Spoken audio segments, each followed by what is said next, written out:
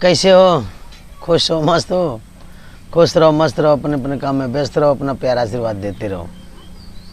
आप लोगों की सेवा के लिए और उद्घाटन में अपनी कंपनी यानी धर्मेंद्र बावला जय मां शारदे सुगम संगीत पार्टी के लिए न्यू संगीत की तैयारी हो रही है। भाई लोग, आप लोगों के मनोरंजन के लिए, आप लोगों के सेवा के लिए बस आप लोगों का प्यार सहयोग चाहिए। संगीत का नाम अभी नहीं बताएंगे, बाकी कहानी शंकर गणराज की है। महाराज रंजीत सिंह जो कि साहित्य तमाशा भी लिख रहे हैं। इसके बाद फिल्मी दुनिया में, फिल्मी स्टाइल में इस संगीत जमींदारी तमाशा लिखेंगे। बस आप लोगों का प्यार सहयोग आशीर्वाद मिलता रहे, जिसमें हमारे अभी तो शुरुआत ही किए हैं महामंत्री धूम्र सिंह और सेनापति धर्म सिंह, महाराज रंजीत सिंह, सभी लोग रहते हैं। वार्तालाप होती है, क्या होती है ये सब कहानी में आप लोग दिखाएंगे। लेकिन थोड़ी ही देर बाद भरे राज दरबार में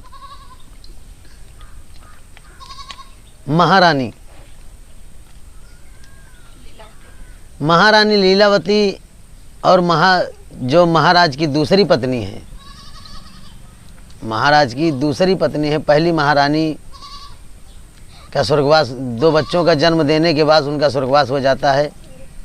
उसके बाद महाराज अपनी दूसरी शादी करके महारानी लीलावती के साथ अपनी दूसरी शादी करते हैं। लेकिन पहली वाली रानी से एक बेटा जिसका नाम अर्जुन सिंह, जो कि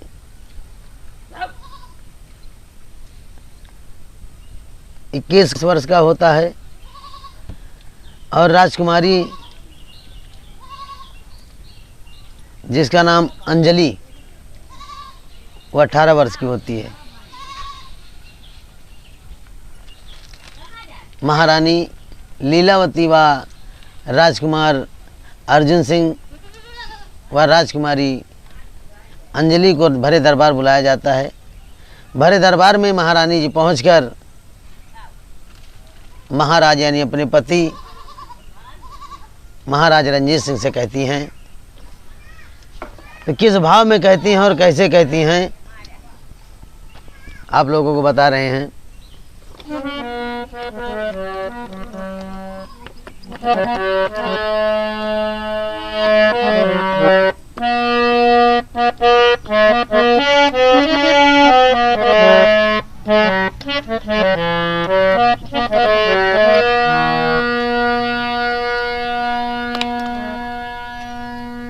लोगों की सेवा के लिए, आप लोगों के मनोरंजन के लिए मेहनत कर रहे हैं, अपनी पार्टी के लिए, अपना नाम बढ़ाने के लिए। बस आप लोगों का प्यार सहयोग मिलता रहे। हर पिया चरण में आपके विनती बारंबार, पिया चरण में आपके विनती बारंबार, पिया चरण में आपके विनती बारंबार।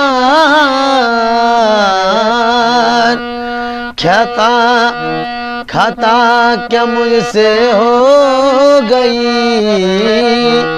खाता क्या मुझसे हो गई, जो बुलवाए दरबार। खाता क्या मुझसे हो गई, जो बुलवाए दरबार। के महाराज, आज भरे दरबार मुझे बुलाने का कारण क्या है? जो आज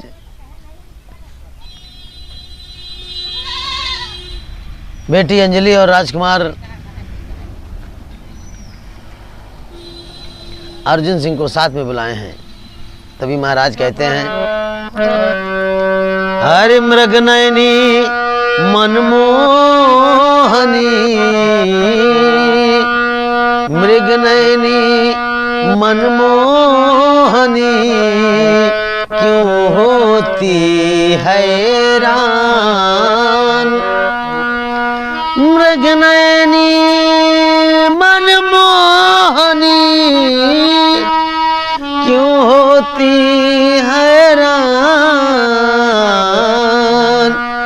पत्नी धर्म निभाए कर, पत्नी धर्म निभाए कर तुमने पूरा किया अरमान। पत्नी धर्म निभाए कर तुमने पूरा किया अरमान। महारानी जी, ये दोनों बच्चे हमारी पहली रानी के हैं, जो कि महारानी दोनों बच्चों का जन्म देते ही दुनिया से चली गई।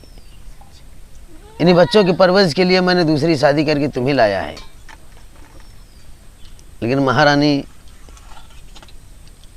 लीलावती जी, तुमने जब से आया है मेरे बच्चों की अच्छी तरह से परवरिश किया है, लाड प्यार दुलार और मेरा भी मान सम्मान रखते हुए मेरा भी ख्याल रखती हो। तुमने अपने पत्नी धर्म का फर्ज अदा किया है। लेकिन फिर भी महारानी लीलावती कहती हैं,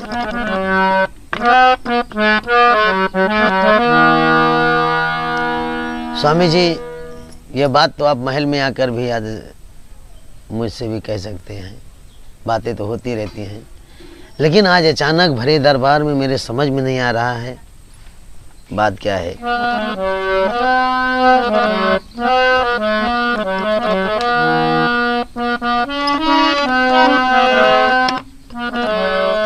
भरे दरबार में क्यों बुलाए मुझे, भरे दरबार में क्यों बुलाए मुझे, भरे दरबार में क्यों बुलाए मुझे।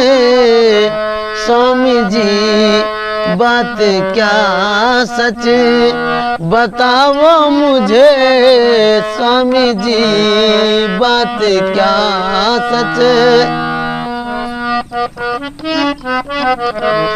स्वामी जी मैं सोच में और दिल मेरा बेजार है। स्वामी जी मैं सोच में और दिल मेरा बेजार है। बेटा बेटी साथ में मुझे बुलवाए दरबार है, और इसलिए सोचिए है सताती मुझे, इसलिए सोचिए है सताती मुझे, इसलिए सोचिए है सताती मुझे। स्वामी जी बात क्या सच बताओ मुझे, स्वामी।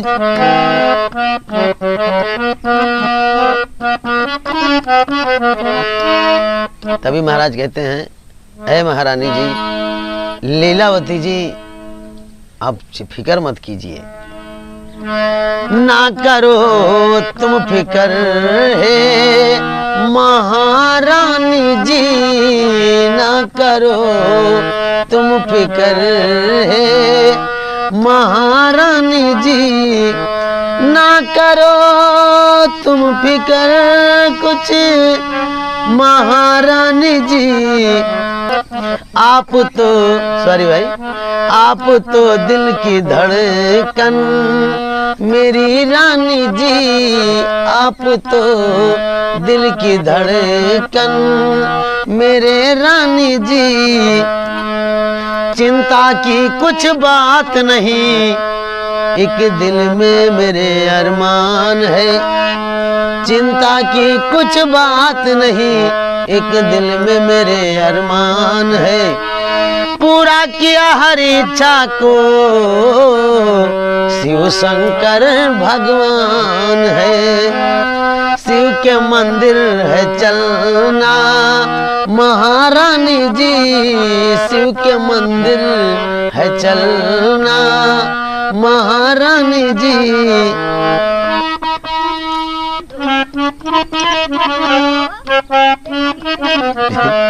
शिव के मंदिर है चलना महारानी जी, आप तो दिल की धड़कन महारानी जी, आप तो। ए महारानी जी, आपको चिंता करने की कोई बात नहीं है, बल्कि खुशी की बात है कि कल हम जो अपने शंकरगढ़ के पूर्वी तरफ पहाड़ी है, उस पहाड़ी के पीछे एक मंदिर है जो शंकर भगवान की मंदिर है। उस मंदिर को बनवाने वाले हमारे पिताजी,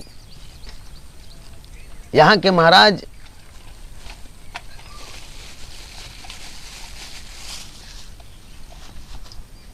बलवंत सिंह ने उस मंदिर का निर्माण कराया था, जो कि आज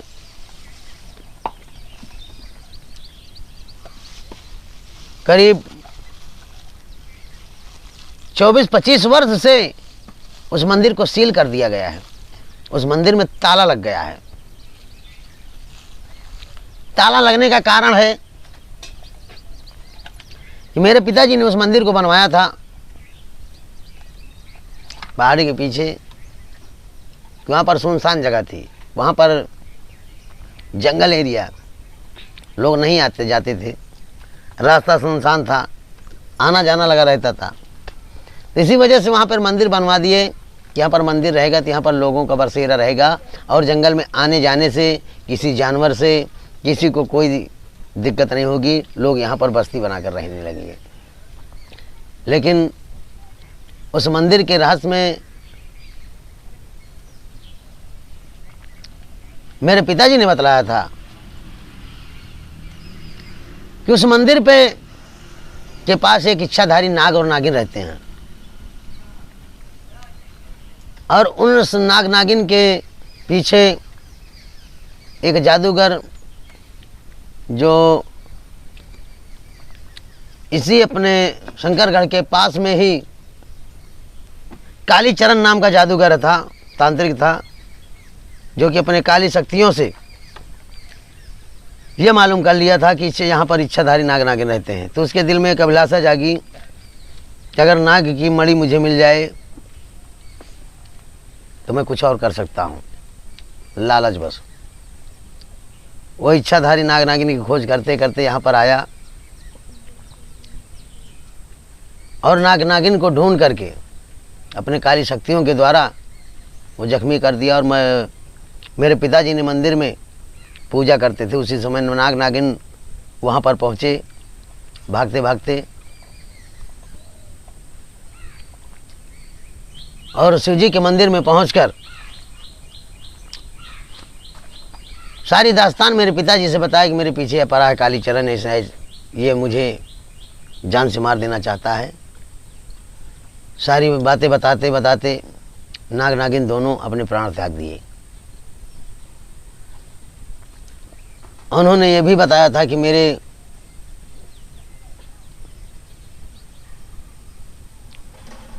बच्चे हैं, लेकिन इस समय मैं उन्हें कहीं पर छिपा कर आया हूँ।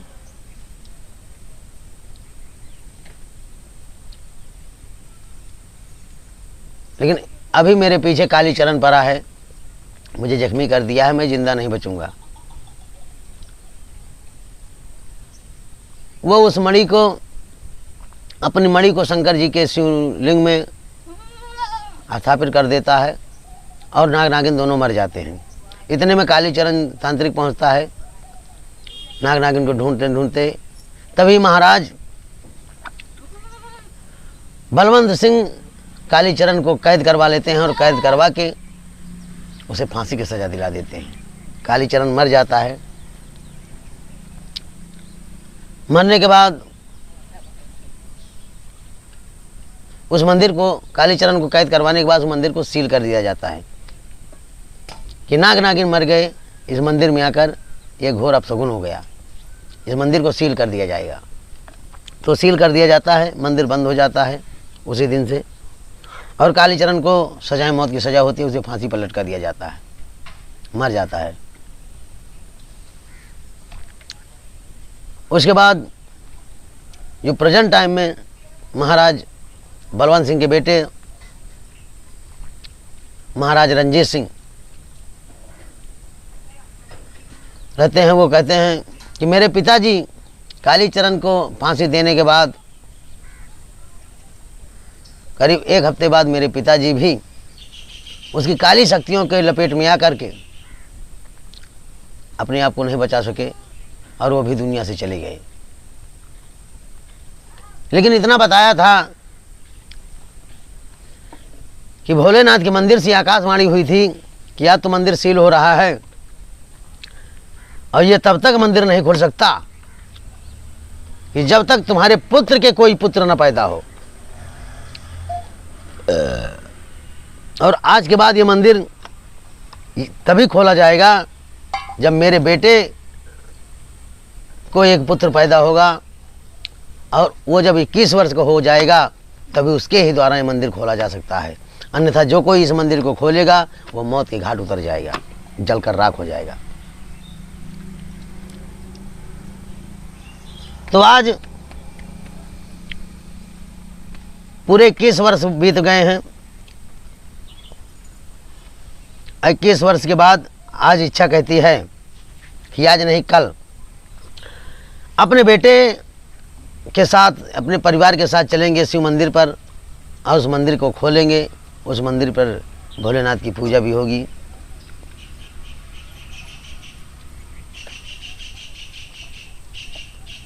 सभी लोग जाते हैं, सारी बात बताते हैं, बताने के बाद सभी लोग जाते हैं। तभी मंत्री धूम्र सिंह अकेले में सोचता है और कहता है कि मैं महामंत्री धूम्र सिंह, मुझे 22 वर्ष हो गए हैं मंत्री पद पर यहाँ पर रहते हुए। इसके पहले मेरे पिता इसी राजशंकरगढ़ के रहने वाले गढ़वा नामक गांव के जमींदार थे और वो भी महाराज बलवंत सिंह के ज़माने में महामंत्री रहते के पद पर तैनात थे। लेकिन न जाने किस कारण बस वो भी दुनिया से चले गए और मेरी माँ भी दुनिया से चली गई। मेरे पिताजी ने इतने सालों तक महाराज की गुलामी किया वफादारी ईमानदारी से, लेकिन मिली क्या उन्हें? महाराज के साथ मौत, और कुछ नहीं। लेकिन इतना बताया था, मैंने सुना था अपने पिताजी के मुख से कि जो शंकरगढ़ किले के पीछे पूर्वी तरफ जो पहाड़ी है, पहाड़ी के पीछे एक शिवजी का मंदिर है। उस मंदिर के पीछे कहीं पर बहुत बड़ा खजाना है जिसकी रक्षा नाग नागिन करते थे। और इसी वजह से मैंने, मेरे पिताजी के मर जाने के बाद मैंने मंत्री पद का ज्वाइन की नौकरी किया है। और इस समय जो महाराज रणजीत सिंह हैं, आज उनके साथ उनके राज्य में मुझे मंत्री पद पर तैनात हुए पूरे 22 साल बीत गए। उस खजाने की खोज कर रहा हूँ, लेकिन मुझे कहीं पर खजाने का पता नहीं चल रहा है।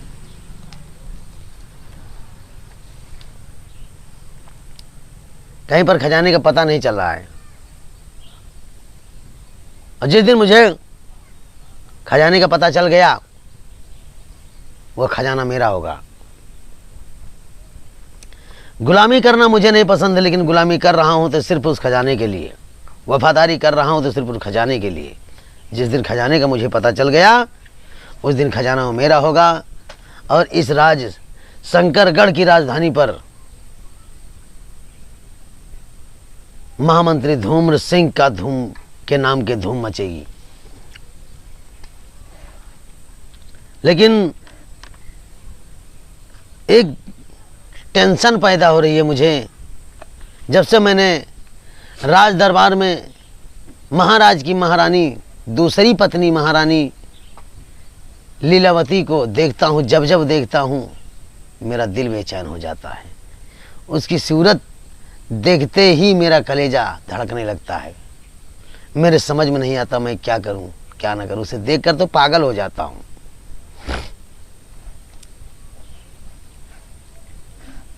लेकिन कुछ भी हो,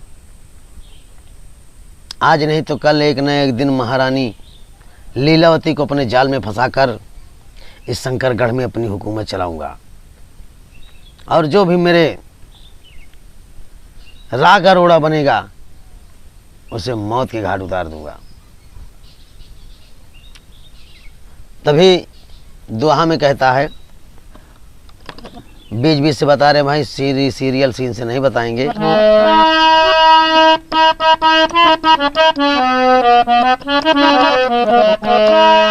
हर दिल में मेरे उठ रहा अब एक बड़ा तूफान, दिल में मेरे उठ रहा अब एक बड़ा तूफान। जल्दी अब करूं खजाना हासिल, यही मेरा अरमान।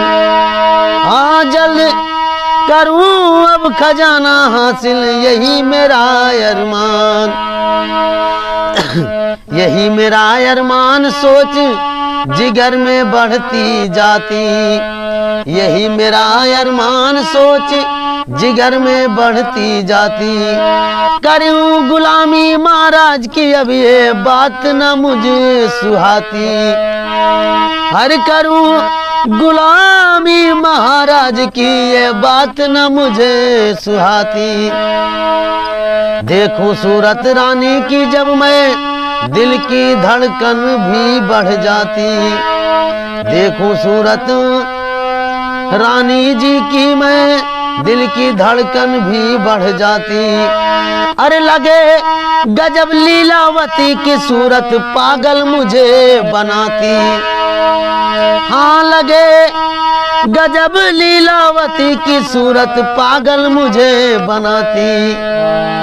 हर जाल अब कोई बिछाऊं, हाँ जाल अब कोई बिछाऊं, हाँ राजा को अदम पठाऊं, हाँ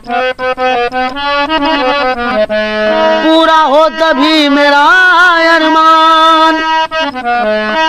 अगर बना कोई राह का रोड़ा भेजूंगा शमशान।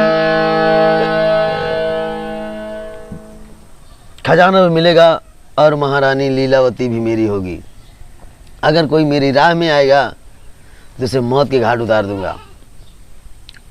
कहानी आप लोगों के सेवा के लिए बहुत तन मन ध्यान से ज्ञान से गूंथकर आप लोगों के समक्ष जल्द ही पेश करूंगा। आप लोगों का प्यार सहयोग ऐसे मिलता रहे।